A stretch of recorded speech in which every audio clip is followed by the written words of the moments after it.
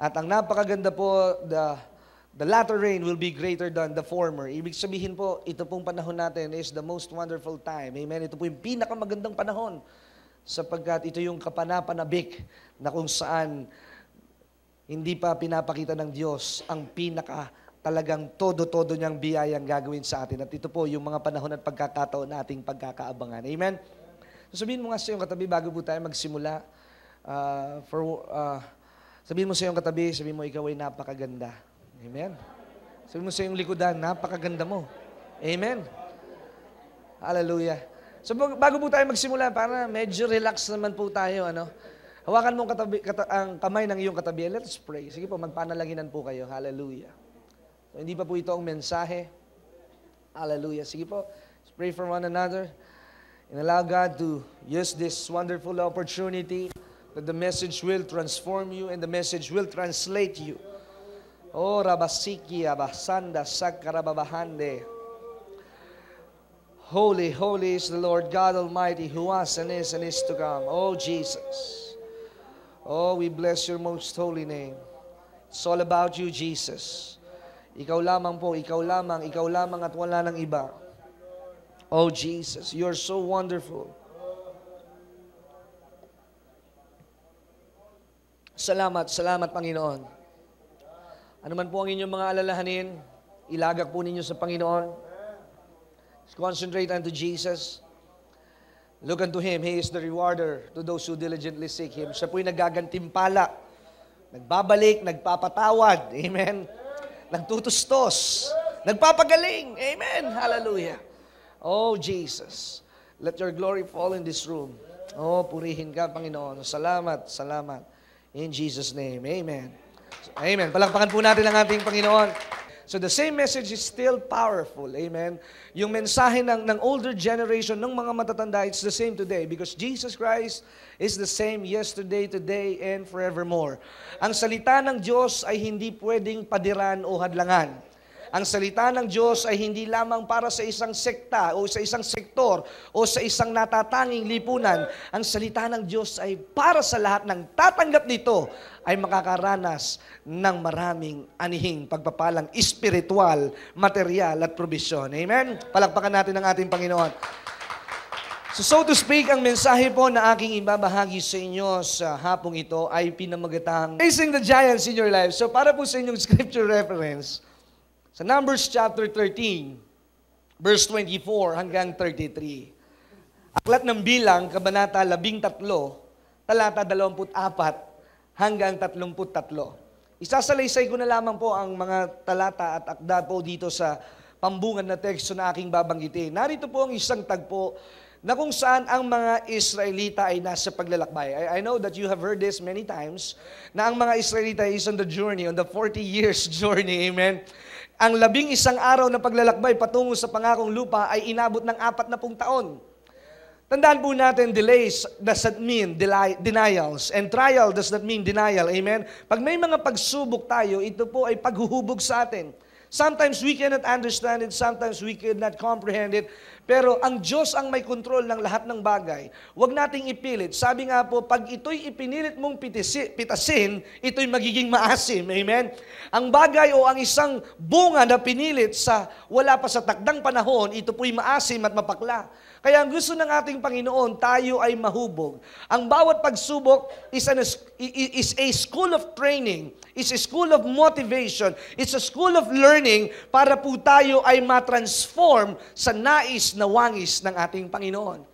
So facing the giants in your life, narito po ang mga espiya. May 10 espiya na pinadala si Moses para tiktikan o makita o ma-survey ang pangakong lupa. Pero dahil sa kagandahan ng lupa, they reported good report that this place is truly indeed the land of milk and honey. This is the promised land. At yun po ang kanilang perception na yung lupain iyon ay napakagandang lupain. Pero nakakatuwa, in spite of the good news, the bad news will override the good news. Minsan po kasi ang mas namamagnify yung masamang balita kaysa mabuting balita. Kaya mga kapatid at minamahal, instead of dwelling to bad report, magnify the good report. Kaya nung dumating po ang mga espiya, 10 po sila, at ang 8 ay nagsabi, oo, totoo yung aming nakita. Totoo ang pangako ng Diyos na merong magandang lupain doon sa pagdadalhan niya sa atin. Pero ang aming nakita ay mga higante. Maraming higante doon at tiyak hindi tayo uubra. We have no might and we have no strength and we have no resources to defeat the giants. Pero meron pong dalawang lalaki na nagsabi na kahit maraming higante, kaya natin silang lipulin at kaya natin silang tapusin, kaya natin silang talunin sapagkat kasama natin ang Diyos. Pero the problem of their generation is they tend to listen on the negative report instead to the positive report. Ano pong mas pinakinggan ng mga tao o ng bayan ng Israel? They tend to listen that there are giants. Tandaan po natin, ang problema ay anino lamang o ang pag-aalinlangan natin ay anino lamang ng animoy maliit na problema. Ang shadow po, mga kapatid, katulad po nito, ako po'y tinatapatan ng ilaw, pero ako po ay hindi naman katangkaran at kalakihan sa persona. Pero pag nakita niyo po yung aking anino, para bagang ako'y 6-footer at 7-footer. Pero ang realidad, yung pinaka-problema mo o yung iyong pinag-aalinlanganan, hindi naman pala ganun kalaki. Ang pag-aalinlangan ay bunga ng kawalan ng pagtitiwala sa Panginoon. At pag ikaw ay walang pagtitiwala sa Panginoon, ito ay bunga ng iyong kababawan sa kanyang pangako. Maraming mga Kristiyano ang laging dumadalo ng gawain. Maraming mga Kristiyano ang nakabisado na ang ilang mga talata sa Biblia. Ang Biblia ay hindi kinakabisado, ito'y isinasabuhay. Sabihin mo sa iyong katabi, ang salita ng Diyos hindi kinakabisado, ito'y ipinamumuhay. Because the Word of God is the authority of God. The Word of God is the power of God. Kaya kapag merong ang salita ng Diyos at ito'y iyong tinayuan, ito'y iyong ipinahayag, it will have results. Sabihin mo sa iyong katabi, magkakaroon ito ng bunga kung iyong tatayuan, kung ito iyong tatayuan. Pero ang nakakalungkot po sa tagbong ito sa Numbers chapter 13, verse 24 hanggang verse 33, mas binakinggan ng mga tao ang masamang balita. At ang nalason pong isipan ay 2 milyon. So itong 2 milyong ito ay nagchismisan. Itong 2 milyong ito ay nagumpukan na mahirap nga puntahan yung lugar na ito. Ang trabaho ng kaaway is to stop us. The enemy's job is to contain us and to stop us. Pero ang sabi ng Biblia, the step of the righteous are ordered by the Lord. Kaya kung may nakikita kang imposible, at may nakikita kang paghadlang, may nakikita kang problema, may nakakasagupa kang mga kapahamakan, ito'y pagkakataon upang ikaw ay tumingin sa Panginoon, push through, and this Jericho wall will be turned down. Hallelujah! So when you shout your praise, when you praise God, when you honor Him, and when you have a thankful heart, anumang higante yan, hindi yan makakapagtagumpay sapagkat ikaw ay malaki, sapagkat ang iyong Panginoon ay malaki kaysa iyong problema. Hallelujah! So when you magnify God, the problems become smaller. Kaya ang sabi ni Joshua at ni Caleb, kaya natin itong mapagtagumpayan. Kaya natin itong malupig. Pero at the end of the day, at the end of the report, ang sabi po sa verse 33, nakita namin ang mga Nephilim, the sons of Anak, tayo'y parang mga tipaklong sa ating paningin at hindi tayo makakapagtagumpay sa kanila. When you lose or when you lack the Word of God, my people perish for lack of understanding, lack of wisdom, lack of knowledge. Marami pong napapahamak. Ang buhay po ng Kristiyano ay hindi gaya-gaya. Pag nakita mo yung katabi, tumataas ang kamay, tataas ka na rin ang kamay. What's the purpose of raising up your hand? You raise up your hands because you celebrate that the enemy is a defeated foe. He is underneath our feet and we have the authority of the Most High God. Kaya ka nagtataas ng kamay, kaya ka sumisigaw, kaya ka tumatalon, sapagkat overjoy ka ng kagalakang buhat sa ating Panginoon. Kaya po mga kapatid, maraming napapahamak. Umiiyak si sister, iiyak ka na rin. Tumatawa si sister sa kagalang, tatawa ka na rin. Ang tawag po doon ay kabaliwan. Pero kapag alam mo ang prinsipyo, bakit ka umiiyak? Dahil ikaw ay makasalanan, pinatawad ng Diyos, and your joy overflows in your heart. Kaya mga kapatid, we are in the most dangerous time of our life, mga kapatid. Ito po yung pinaka-critical, ito pong panahon natin, na napakaraming kaabalahan. Internet, Facebook, Twitter. Dati po nung bata po ako, bata pa rin naman po ako ngayon. Para ikaw ay makapaglaro ng computer games, kailangan mo pang dumayo sa computer shop. Ngayon may iPad na, may PSP, may PlayStation, napakarami pong kabalahan. Dati kahit hindi ka na, kahit para makapanood ka ng isang sine, kailangan pumunta ka sa sinihan. Ngayon po, lahat na ng uri ng DVD, nabibili mo na rin dahil marami nang nagpapirate ng mga pelikula. At minsan, kahit 3 oras, 4 na oras, makakatapos ka ng maraming pelikula. Ang mga telenovela nagkalat sa mga telebisyon at sa iba't ibang istasyon. Sapagkat ito'y mga pamamaraan ng kaaway upang tayo'y malinlang at mahati ang atensyon. Kaya kapag sumakit ang tiyan, konsulta na kaagad sa doktor. Ako pag sumakit ang aking tiyan, konsulta na kaagad ako sa pangako ng ating Panginoon. Hindi ka mamamatay, hindi ka maano, sapagkat nasa iyo ang bakod at dugo ng ating Panginoon. Ang higante, sa totoo, hindi ito malaki. Ang higante ay lumalaki dahil iniisip nating malaki.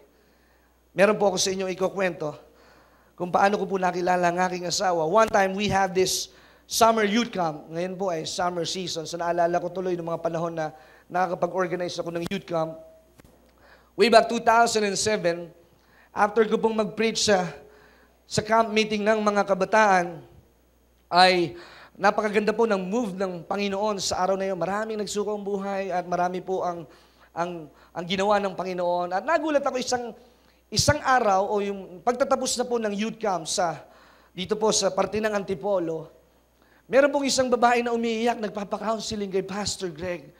At ako naman ay umiksena ng kaunti.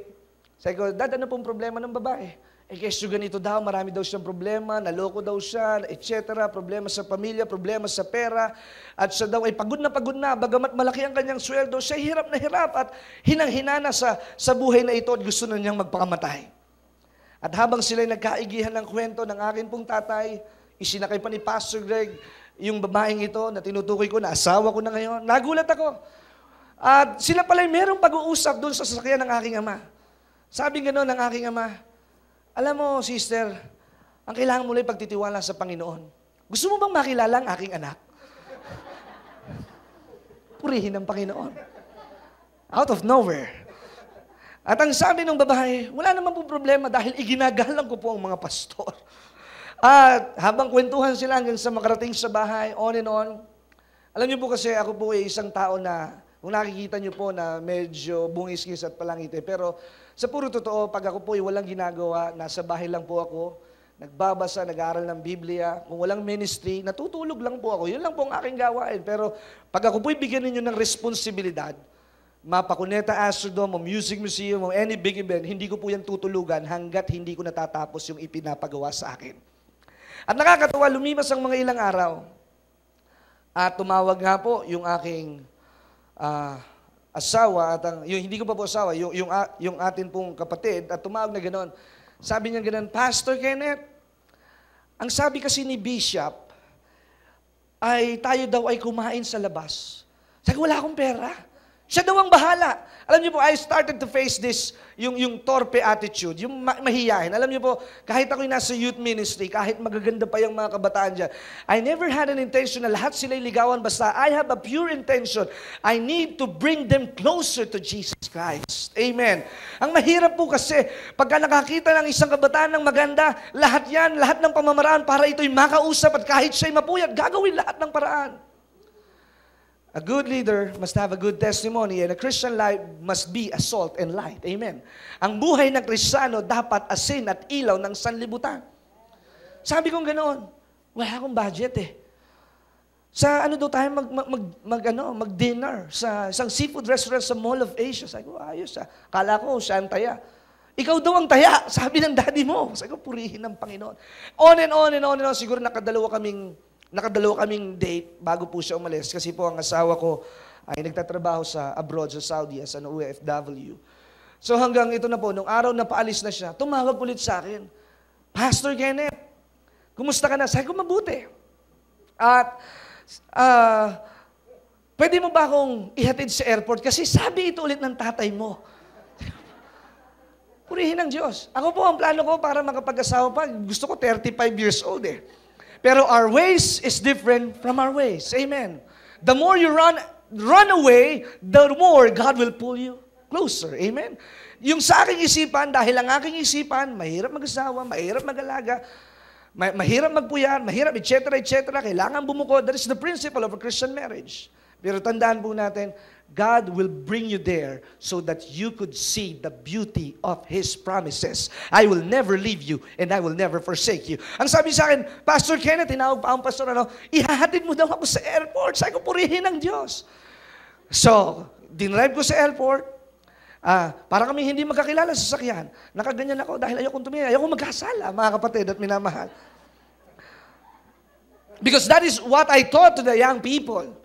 Na ang babae at lalaki, kailangan will remain pure and holy. Dapat, ang pagbibigyanan mo lang ng buo mong pagkatao ay yung mapapangasawa mo. Hindi ko siya kinakausap. Nag-i-intercede ako, mga kapatid at minamahal. Dahil baka ako'y mapikot. Pero I face my giant, mga kapatid at minamahal. So hanggang sa naihatid ko siya sa airport, and I started to see good things in her. At nandito po ang akin pong coach, si Pastor Greg. Ipag-pray mo. Baka yan ang mapapangasawa mo. Tumatanda ka na, mahirap na mag-isa sa buhay. So, sabi kong ganun, patay. Hindi ko alam kung paano manligaw. Sa totoo lang po. Alam kong ang mga lalaki ng Diyos ay talagang mga magagandang lalaki. Amen. Pero wag nating aabusuhin yung atin pong ganung pagkakalikha. Pero ako po ay talagang, hindi ko alam kung paano magsisimula. And I started having a communication and I started to pray. Lord, I'm asking for a sign.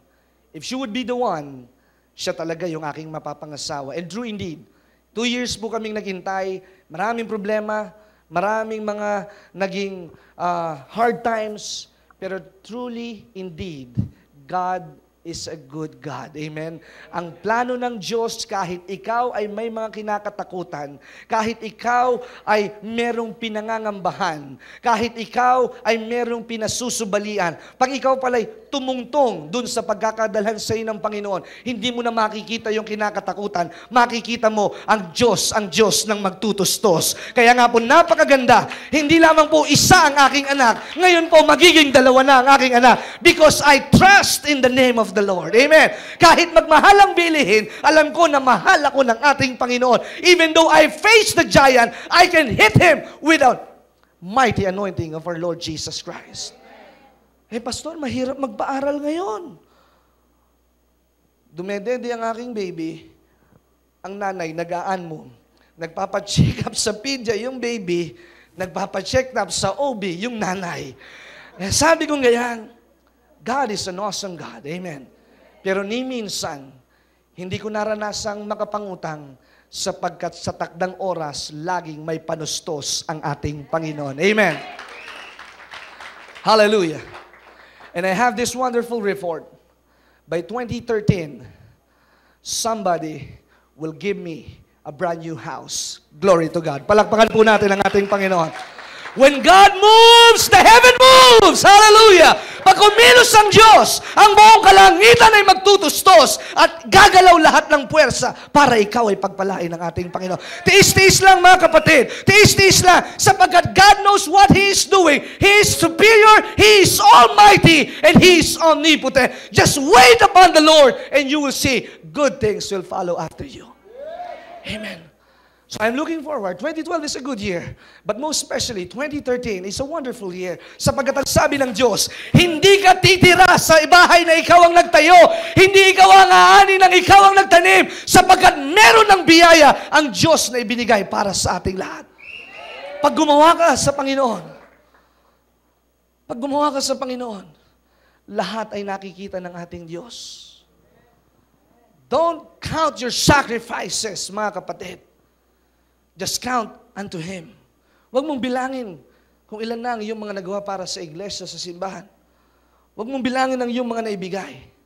Because it's not about the harvest after all. It's about the seed you planted. Pag umani ka ng maraming pagpapala, though eye has seen, no mind has conceived, you will have the blessing. Magugulat ka, may magbibigay sa iyo ng pagpapala. Amen. Last week, we have this simple child dedication for my daughter. At gusto ko simple na lang at wala nang masyadong parimulyas pa.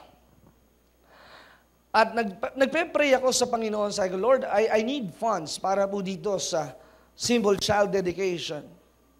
And truly, indeed, sometimes the heaven is so quiet. Pero pag titingnan mo yung kagastusan, sabay na si Meralco, sabay na yung upa ng bahay mo, sabay na yung mga ilang bills mo, papasweldo ka ng kasambahay mo, dalawa pa yung yaya ko, amen, purihin ang Panginoon. So pag nakikita mo, you're out of the budget. Pero God works in a mysterious ways. And we receive a phone call mula po sa Amerika, at ang sabi ganon, Cathy, I will be sending some funds through your account. At ang sabing ganon, iwa-wire ko yung kailangan mong funds para po sa pagpapalang ito. At alam niyo po, true enough, the funds that we need for the child dedication is sufficient for the things that we have asked from the Lord. Tamang-tama, sa paghingi mo sa Panginoon, sakto ang pagtugon ng ating Panginoon. Hindi mo nahuhuli ang Panginoon. Lagi siyang nasa takda at tamang oras. God knows what He is doing. Hindi po natin siya pwedeng diktahan. Hindi po natin siya pwedeng kontrolin. Hindi po natin siya pwedeng payuhan. Pwede tayong humingi and that's it. Kaya ang sabi ng Biblia, avoid vain repetition. So ibig sabihin, iwasan natin ang paulit-ulit sa ating mga kahilingan. Once we said it, God knew it, mga kapatid at minamahal. Let us make simplicity about Christianity. Hindi po natin kailangan pahirapan ng ating sarili para makuha natin ang tenga at mata ng ating Panginoon. As long as your heart is right and as long as you are good in the sight of God, heaven will work and you will be waiting to receive the blessing and the favor of the Lord. Amen. Pag tama ang iyong puso, pag tama ang iyong intensyon, mag-iintay ka lamang at ibibigay na ito sa iyo ng ating Panginoon. Hindi po madamot ang Diyos. Sabihin mo sa iyong katabi, hindi madamot ang Diyos. At hindi bingi ang Diyos. Narito po ang ilang mga higante na dapat nating makabangga at dapat nating masupil. Number 1 is fear. Fear is contagious. Negative mind produce negative outcome. Out of the root will have a fruit. Kung ano po ang pinagmulan, yun din ang magiging bunga. Kaya when you have worries, you will not be able to choose right and to decide on what is right. Pagka ikaw ay maraming pinag-aalinlanganan, you will not be stable or you will be unstable. Kaya kapag ikaw ay maraming alalahanin, marami kang mga isipin. At ang maraming isipin, nagtatrabaho ang lahat ng kanyang kalamnan para dun sa kanyang iniisip na problema. Kaya nga ang sabi ng Biblia, trust in the Lord with all our hearts and lean not on our understanding. Yung iyong bang pag-aalala ay makakapagdagdag ng tulong ng 1 minuto at 1 oras doon sa iyong iniisip? Let God be God and He knows what He is doing. Why worry? God is already there. Sa Job chapter 3 verse 25, ang sabi ng Diyos kay Job, for the things which I greatly fear. Sabi ni Job sa Job chapter 3 verse 25, yung aking mga kinatakutan, yun ang nangyari sa akin. Meron pong isang istorya ng isang mayamang lalaki sa isang village, sa isang prominenteng lugar, at in-interview po siya ng reporter. At nagtaka yung reporter na minsan siya din ay na-interview na niya ang lalaking ito. At habang ini-interview niya ang lalaking ito, tinanong niya kung bakit siya naging mayaman, bakit siya pinaunlad. At simple lamang ang kanyang naging kasagutan.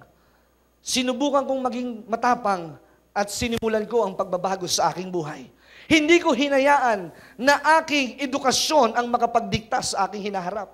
Hindi ko hinayaan na ang asawang humiwalay sa akin ang makakapaghadlang sa pangarap at pangako ng ating Panginoon. At narito at siya'y nakatira sa isang maranyang tahanan, nagagandahan ng mga sasakyan. Pero habang tumatakbo ang interview, sabi po ng isang lalaki na nag-i-interview sa kanya, nakasama po doon sa team na nag-i-interview sa kanya, ang sabi pong ganoon, teka po, meron lamang po kong isang mahalagang katanungan.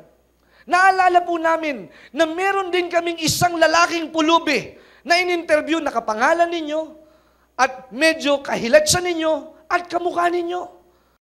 Isa po ako sa pastor dito sa Biyaya ng Diyos sa Las Piñas. Isa ako sa partner ng Biyaya ng Diyos At isa po ako sa bunga ng biyaya ng Diyos na ngayon ay nagsiserve na rin po sa Panginoon. And I love to give. And because of my giving, because of my faithfulness in giving my tithes and offering, my whole family are also faithful. At ngayon ay naranasan nila na hindi magkulang because of obeying the Word of God in giving. Tunay na ang prinsipyo at ang principles ng Diyos ay hindi natin pwedeng baguhin. Dahil ang lahat ng bagay ay sa Panginoon, and the Word of God is the highest authority, so kailangan yun po yung ating gawin.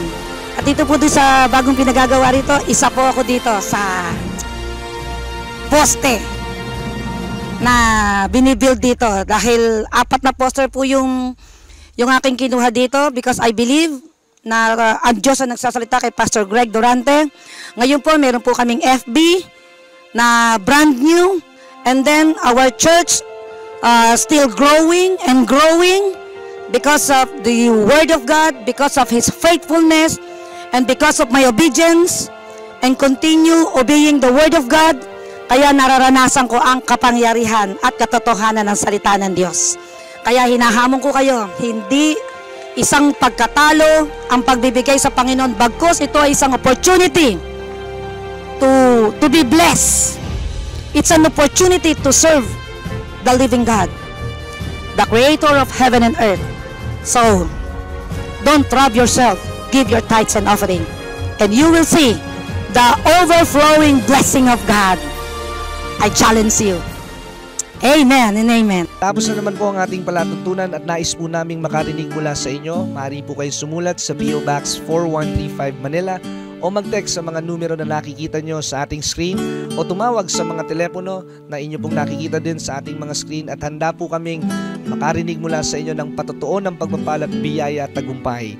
At kung kayo po ay napagpala sa palatuntunang ito, maaari nyo pong ipadala ang inyong mga kaloob sa iba't ibang sangay ng Bangko de Oro sa buong Pilipinas at maihatid ang mabuting balita sa lahat ng panig ng bansang Pilipinas. At kung kayo po ay wala pang dinadaluhang panlingguhang gawain, inaanyayahan po namin kayo sa 2nd floor, Medicor Building, Ortigas Avenue, Green Hills, San Juan, alas 9:30 ng umaga at alas 4:30 ng hapon. Lahat po ay welcome sa gawain ito. At tuwing araw ng Biyernes, meron po tayong Night of Revival sa ganap na alas 6 ng gabi dito rin po sa Green Hills, San Juan. Magsama-sama tayo sa palatuntunan ito sa ganito rin pong oras at patuloy ninyong maranasan ang biyaya at kasapatan ng ating Panginoon, and it's always a great day to live.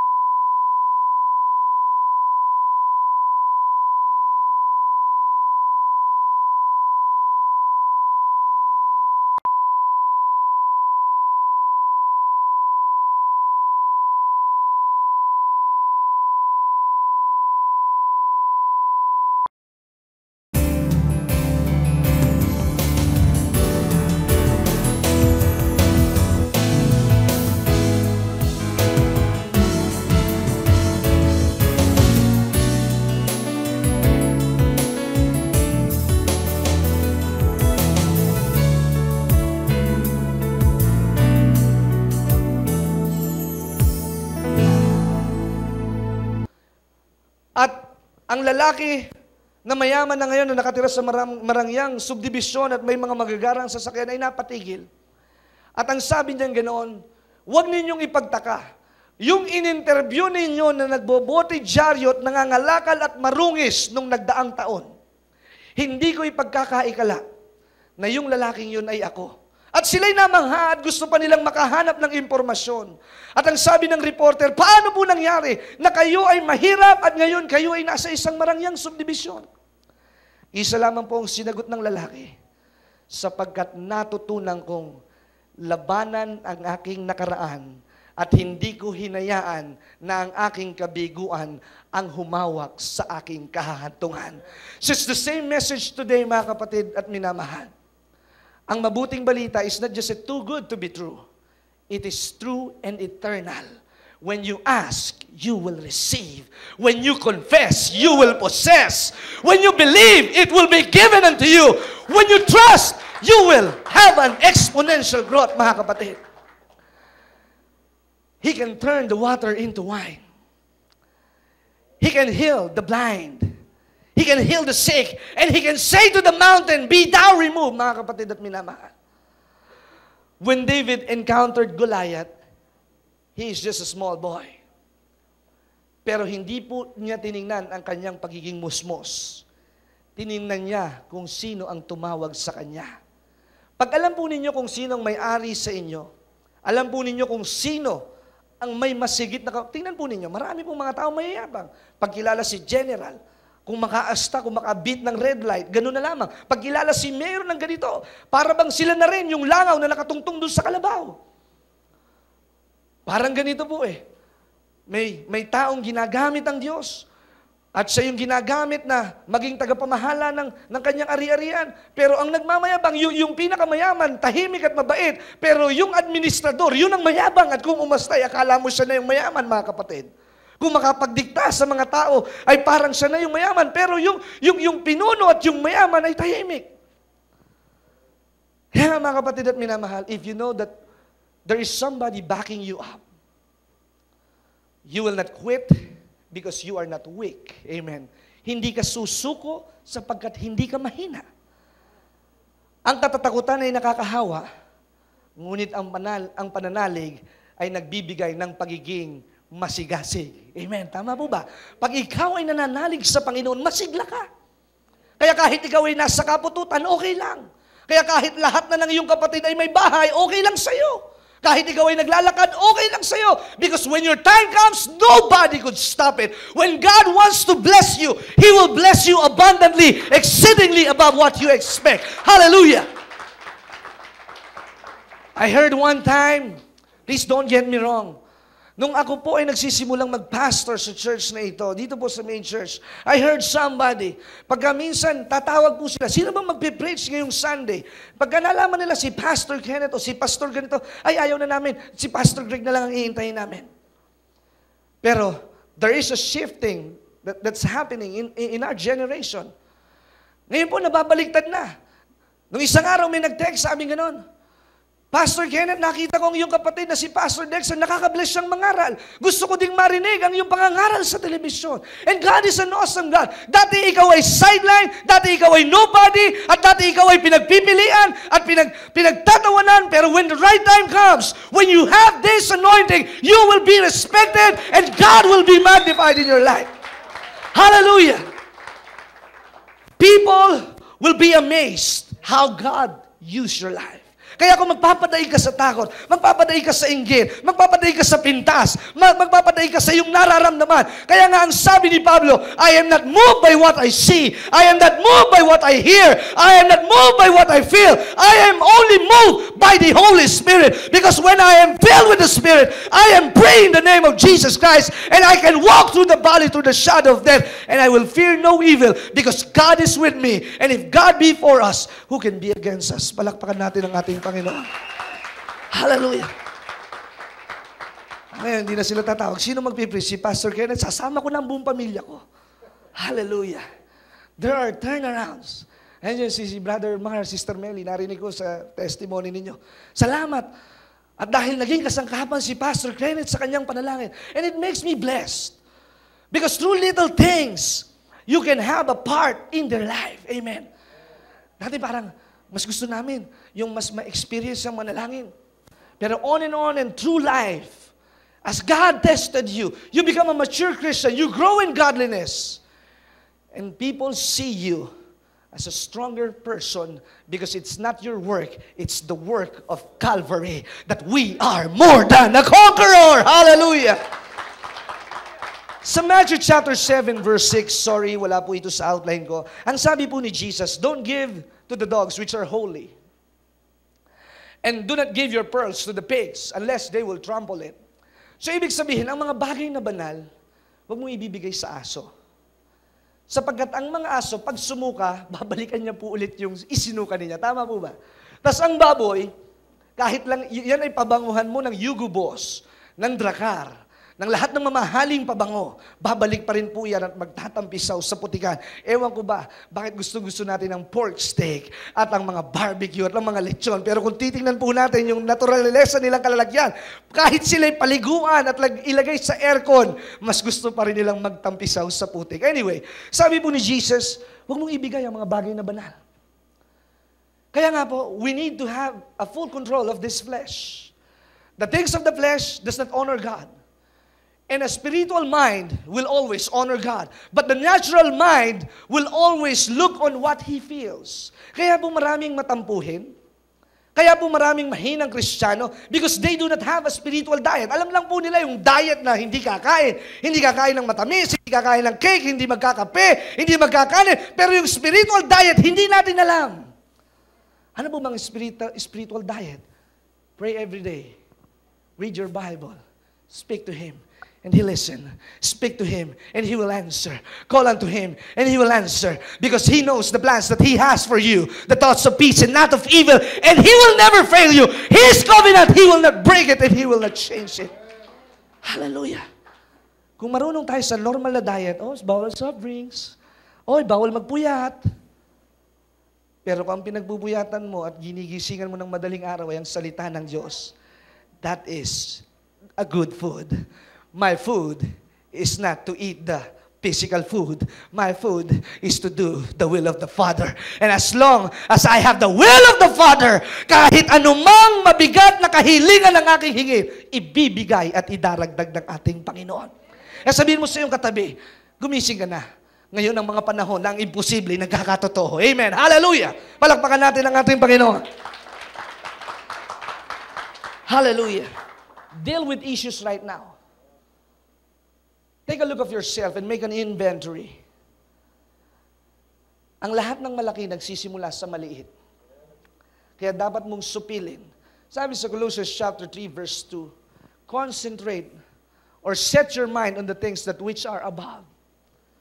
Wala pong pupunta sa langit na hindi madasalin. Wala pong pupunta sa langit na tamad magbasa ng Biblia. At walang pupunta sa langit na hindi marunong sumamba. Tandaan po natin, what we are doing here on earth is on-the-job training for a greater journey to be with Him forever, eternally, with the Almighty God. Kaya if we would not be able to enjoy what we are doing here on planet Earth, marahil, hindi mo sigurong gustong maka-fellowship ang ating Panginoong Jesus. If you will enjoy God right this very moment, and I could say to you, surely, your passport is in heaven. Kaya nga, deal with issues right now. You must stand firm against sin. Because a little flirtation, when it grows, it becomes an extramarital affair. Kaya kung ikaw kabataan ay papalit-palit ng nobya at nobyo, there's something wrong with you. Kaya kung ikaw ay may asawa, at ikaw ay mas mahabang panahon sa Facebook at marami kang ka-chat na mga foreigner, there is something wrong with you. At kung ikaw ay Kristiyano at nagpa-party ka pa rin, at alam niyo po, I love the testimony of Jeremiah. So Jeremiah chapter 35 or chapter 40, meron pong isang angkan ang tinatawag ay, ang pangalan ng kanilang angkan ay tinatawag na Rechabites. At ang sabi po ng mga Rechabites, we have heard from our old generation and old men and grandfathers that no wine will come into our stomach. So 100 years na ang nakalipas at yung ipinamanang tamang aral ng kanilang mga lolo nila until their generation, they never tasted a wine in their mouth. So when you made a vow and when you made a covenant, you must not break it. Nagsimula sa patikim-tikim, ito'y nagsisimulang lumalim. So when you are entering relationship, sex, without marriage, when you keep on doing it and doing it, ang sasabihin mo, magsisisi na lang ako mamaya, no, it is wrong. Sapagkat kung ano yung alam mong tama at hindi mo ginawa yung tama, ikaw ay nagkakasala. So start to deal the issues right now and repent, for the kingdom of God is here, because without holiness, nobody could see heaven. Church is for holy people. Yes, church is for wounded people, but the wounded people must come closer to God and forget the past, repent, and become a mature Christian. Gusto kasi ng mga tao, ang simbahan ay para sa mga sugatan. Totoo po ito. And I have nothing against it. His grace is sufficient. His loving kindness. Pero what God requires is, when you come closely with Him, you will identify the things that made Him mad. Amen. Pag lumapit ka sa Panginoon, He will expose everything. At mailalahad sa iyo ng Panginoon what He wants. Kaya nga po mga kapatid at minamahal, please don't have the wrong conception na ang Diyos ay maawain at mahabagin. Oo, maawain at mahabagin ng Diyos. Pero pag nakapasok ka na doon sa kaharian ng Diyos, kailangan mong i-work out ang kaligtasan na nasa sa iyo.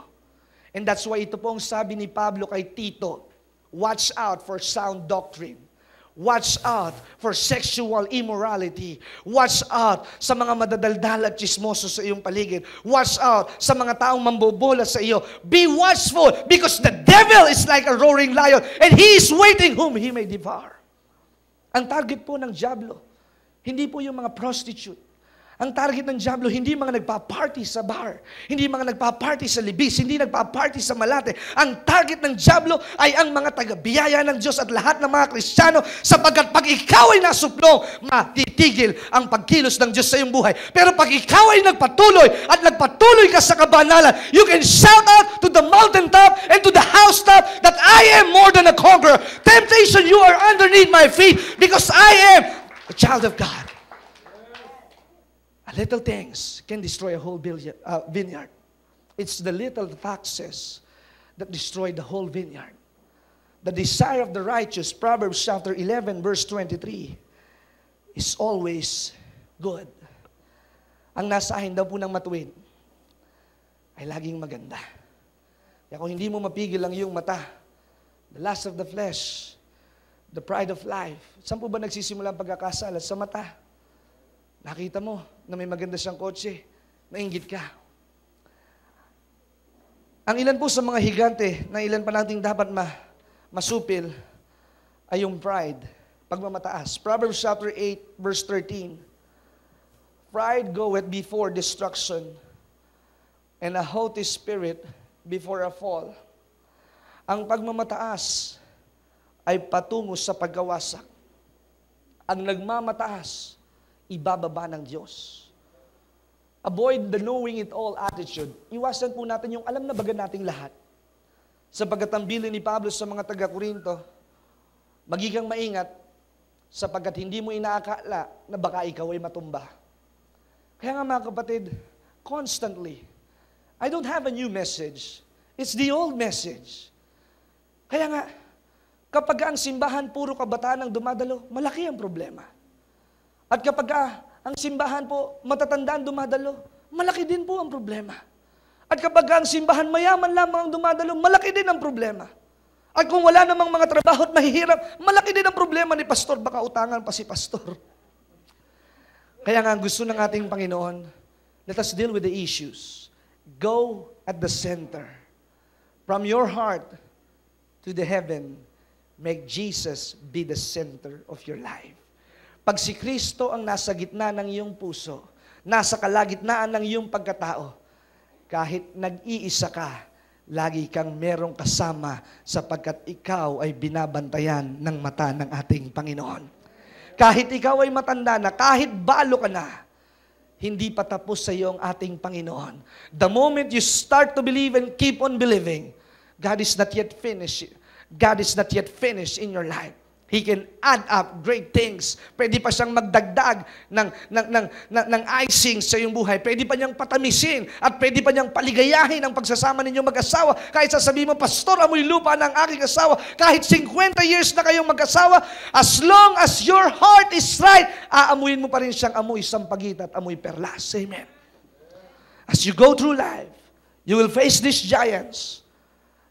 The enemy will attack the marriages of every Christian family. Mga kabataan, the enemy will attract you with drug abuse, pornography, temptation, maglilip-in, magsasamang hindi kasal. These are the temptations that coming in our generation. When everybody's doing it, it's not the right thing because you have the power to stand against the flow. You have the power to say that I am the righteousness of God in Christ Jesus. I am His testimony, mga kapatid at minamahal. Another giants that we need to face, jealousy, insecurity, and bitterness, unforgiveness, and heartaches. Pag ikaw ay seloso, malaki ang problema mo. Pag ikaw ay mahiyain, malaki din po ang problema mo, mga kapatid. Pag wala kang tiwala sa iyong sarili, malaki din ang iyong problema. Ito yung mga higante sa ating buhay. Hayaan na natin ang mga pastor na mga aral at sila na lang kainin ng leon, kami nandito na lamang. And that's a big problem, mga kapatid at minamahal. Sila lang magtayo ng building at ng prayer mountain. Basta kami nandito na lang at manonood. Do not be an spectator. Be a participator. Sabihin mo sa iyong katabi, huwag kang tagapanood. Kailangang sumali ka. God's got an army marching through the land. Believers.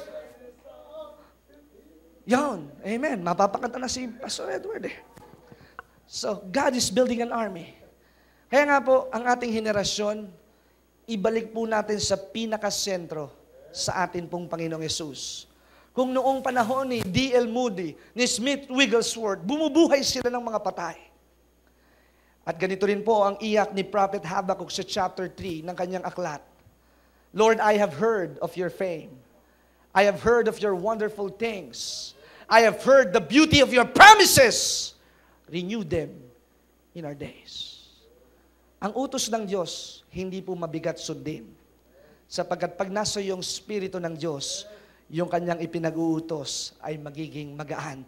Sapagkat pag iniibig mo yung asawa, kahit maghugas ka ng bote ng hating gabi, hindi ka magre-reklamo dahil iniibig mo. Kaya kapag iniibig mo ang Diyos, kahit ipadala ka niya sa prayer mountain ng 1 linggo, gagawin mo.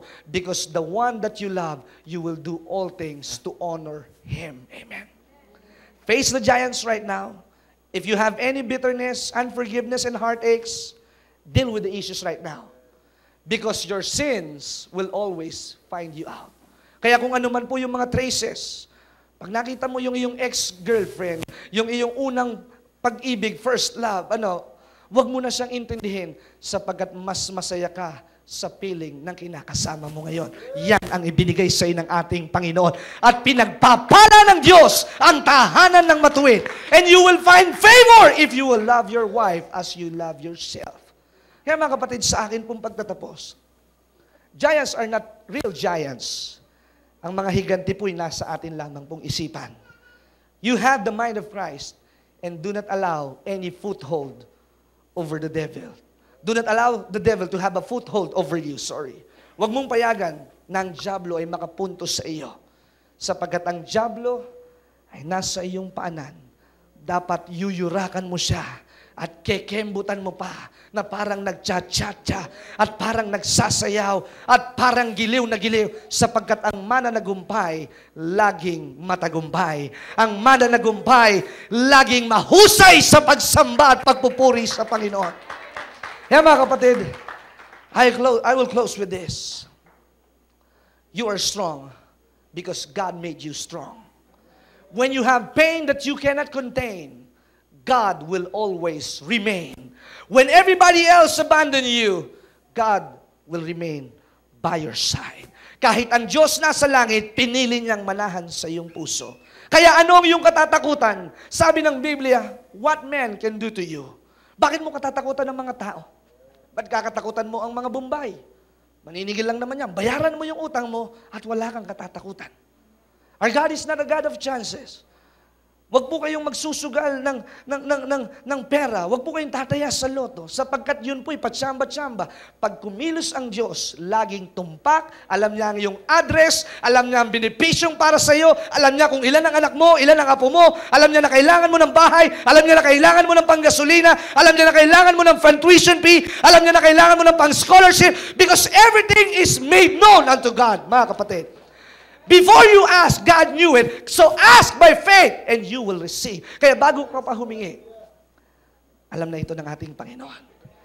Bago pa magpasko, kung maniniwala kayo, may maganda kayong regalong matatanggap sa pagtatapos ng taong ito. Amen. Kaya live a life that enjoyable. Ang mga tumatanda, yung maraming isipin. Pero yung mga maliligaya sa Panginoon, hindi napapagod, at nakakapagpuri pa ng tuwi-tuwi na sa ating Panginoon. So mga kapatid at minamahal, I challenge you, could you please close your eyes? Meron pa po ba kayong mga higante sa inyong buhay? Kill them in the altar. Patayin po ninyo sila, supilin sa bandana ng harapan ng trono ng Panginoon. Pahiran ninyo ito ng banal na dugo ng ating Panginoon. Alam niyo po ba, when God commanded Moses, pahiran mo ang pintuan ng lahat ng mga Israelita para lumagpas ang anghel na papatay sa lahat ng panganay. And Moses did obey God. At ang spirito ng kamatayan, nilagpasan ang lahat ng panganay ng Israel. Kaya nga po, anong katatakutan mo? Wala kang trabaho? Hindi ka mahal ng iyong asawa? Kulang ang iyong pensyon? See to it that God saw you in your mother's womb. See to it that your name is inscribed in the palm of His hand. See to it that God see every tears that fall in your eyes. Tingnan mo na ikaw ay nakikita ng Panginoon. Tingnan mo na kilala ka ng Panginoon. Surrender your life to Jesus. Don't hold back. Pastor, tao lang ako. Don't hide in that foolishness. Pastor, hayaan mo na ako. Matanda na ako eh. Don't hide in that foolishness. Kahangalan po yan. You can quit, you can resist. Resist the devil and the devil shall flee from you. Stand strong. Behold, God is on your side. God loves the weak, and let the weak say, I am strong. And let the poor say, I am rich. Kaya Panginoon, maraming salamat. Let there be a release ngayon pong hapong ito. Let there be freedom. Let there be change that will be broken, Lord God. Ang mga tanikala at pakana ng kaaway ay aming kinakalagan at aming kinakalasan. Sa makapangyarihang pangalan ni Jesus, ang makapangyarihang pagkilos at pagdaloy ng mga pabor at himala ay maranasan ng mga taga-biyaya ng Diyos. Maranasan po namin ang kasapatan ng iyong biyaya, ang biyayang hindi nauubos at nagtitiwalang walang halong pag-aalinlangan. Kaya Panginoon, maraming salamat. Mapuspos kaming lagi ng iyong kapangyarihan. Lukuban mo kami ng iyong kabanal-banal na dugay. Pag-adjust sa lahat ng masama. Lord, raise up a barriers and raise up a standard. Though the enemy will come like a flood, they will not reach us because we will be still and know that He is God. He is our defense and He is our comforter. Siya ang aming tagapagtaguyod at siya ang aming pader na hindi magigiba. Kaya Panginoon, maraming salamat. Salamat sa iyong pag-ibig, salamat sa iyong katapatan, pinupuri ka namin, pinararangalan at pinasasalamatan ang aming samudalangin sa pangalan ni Jesus. Amen! Palakpakan po natin ang ating Panginoon. At para po sa atin pong mga tagapanood sa television, hindi ko po gustong matapos ang programang ito na hindi kayo nabibigyan ng pagkakataon na tanggapin ang ating Panginoong Jesus. What we are trying to do is not bringing a new religion, but to inspire you to have a relationship with our Lord Jesus Christ. Napakasarap po na magkaroon ng Panginoon at personal na tagapagligtas. Kaya sa maiksing panalangin ito, kayo na nanonood sa Hong Kong, kayo nanonood sa China, sa Singapore, sa Visayas, sa Cebu at Davao, you can surrender your life to Jesus Christ. Sundan mo ang maiksing panalangin ito, Panginoong Jesus, ako'y lumalapit sa iyong harapan, nagpapakumbaba at nagsusumamo. Tinatanggap kita bilang aking Panginoon at personal na tagapagligtas. Pagharian mo ako sa pangalan ni Jesus. Amen. Maraming salamat sa lahat ng sumubaybay sa palatuntunang ito. Sa ganito rin pong oras, subaybayan ninyong patuloy ang programang Great Day to Live. God bless you and God loves you. Palakpakan po natin ang ating Panginoon. Amen. Glory. Magandang hapon po sa lahat ng televiewer ng Great Day to Live with Bishop Greg Durante.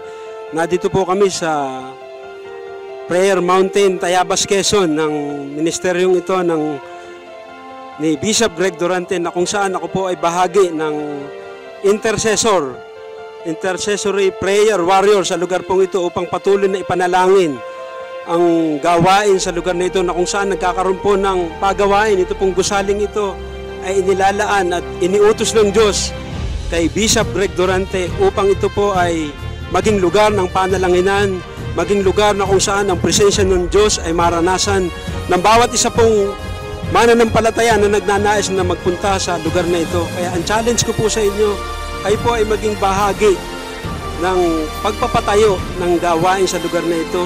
Kaya send your very best seed, faith, para po maipagpatuloy upang po matapos ang gawain sa lugar na ito.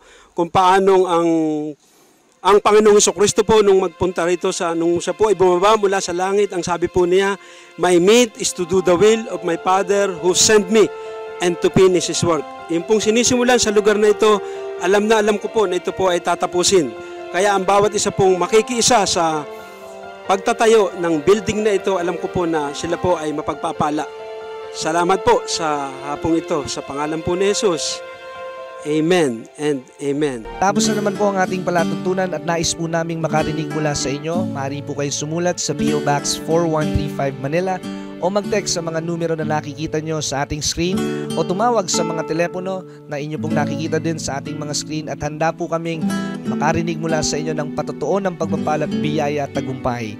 At kung kayo po ay napagpala sa palatuntunan ito, maaari nyo pong ipadala ang inyong mga kaloob sa iba't ibang sangay ng Bangko de Oro sa buong Pilipinas at maihatid ang mabuting balita sa lahat ng panig ng bansang Pilipinas. At kung kayo po ay wala pang dinadaluhang panlingguhang gawain, inaanyayahan po namin kayo sa 2nd floor, Medicor Building, Ortigas Avenue, Green Hills, San Juan, alas 9:30 ng umaga at alas 4:30 ng hapon. Lahat po ay welcome sa gawain ito. At tuwing araw ng Biyernes, meron po tayong Night of Revival sa ganap na alas 6 ng gabi. Dito rin po sa Green Hills, San Juan. Magsama-sama tayo sa palatuntunan ito sa ganito rin pong oras at patuloy ninyong maranasan ang biyaya at kasapatan ng ating Panginoon, and it's always a great day to live.